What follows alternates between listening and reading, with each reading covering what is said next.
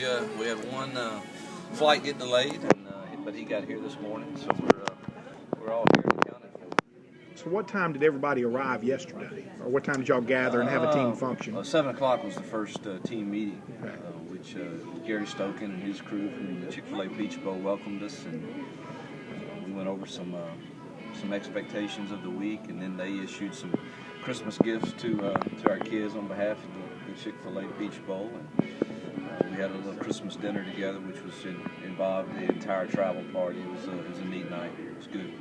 Saw the tweet about the team's GPA going to come out well academically. Yeah, we're from where we were when I got here to where we are now. I just couldn't be more pleased with the progress that's been made there, and a lot of credit goes to Derek Howard and his staff, and everyone's eligible, and so that's a good thing. We're progressing nicely there. What is the schedule like today for you guys? We start meetings here at 10:15, and then we go practice at I believe noon after meetings at the Georgia Dome. Looking forward to getting back out and digging back into the game plan.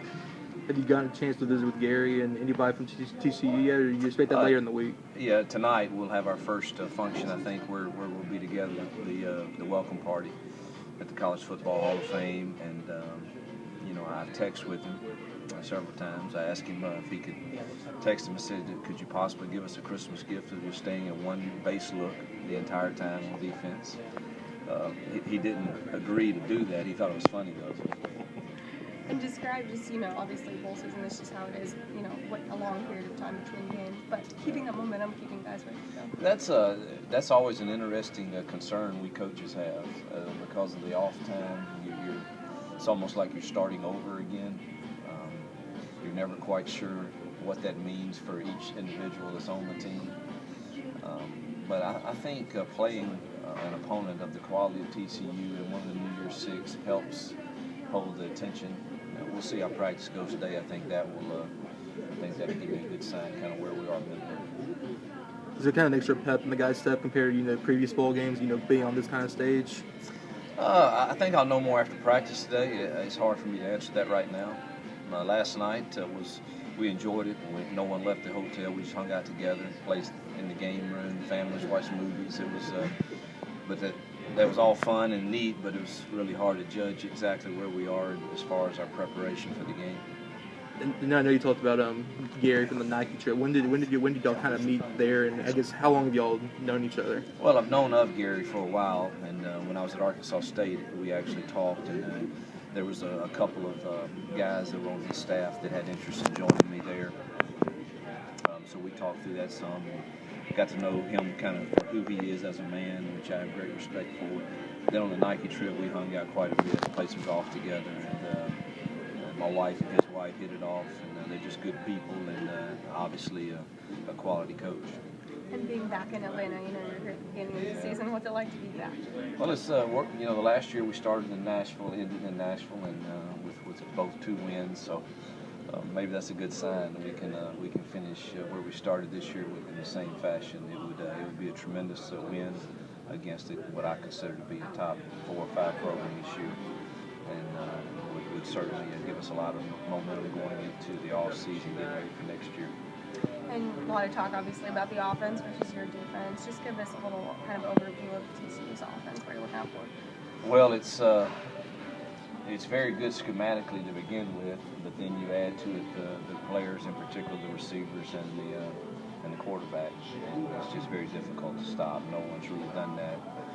Boykin is even on plays where really nothing is there. You look up and all of a sudden it's a 20-yard scramble, or it's an extended play that a receiver shakes loose and he finds the open guy. I mean, he just extends through the course of a game, probably 10 to 15 to 18 plays that you think we're in pretty good shape, and all of a sudden we're not because of just the player he is. And then they force you to get in some one-on-ones, and they have receivers that can go win explosive plays. So and then you add their tempo to it, and it certainly creates problems. How healthy are you guys right now, generally speaking? Well, we went on and had Aaron's surgery. Yeah. So that our offensive line was already thin, so that adds to that. But we thought it was best for him and getting him rehabbed and back for next year. And then, of course, the ones we're out, Laquan and Denzel and T. Shepard and all those guys. But as far as the ones we have here, we're healthy. We've got a couple of issues with flu-like symptoms, which is always the case this time of year. That's one of my prayer requests in the mornings, that we would stay away from the sickness stuff. But we got a couple. T. Shepard. We got a couple guys that are sick. Matt Moore and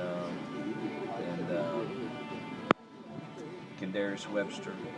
Seems like one other. He's kind of got the flu-like stuff. We'll hold him out today. How ready is Rod Taylor to kind of move into his role? He's going to have to be ready. We've got to get him ready. Matt's got to get him ready this week. He's going to have to play.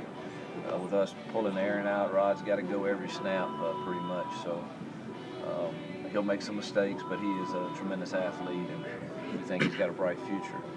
What points do you think in your season have helped prepare you most for this game? Playing in the SEC, you're not going to put somebody on film as good as TCU is and as good a season as they've had.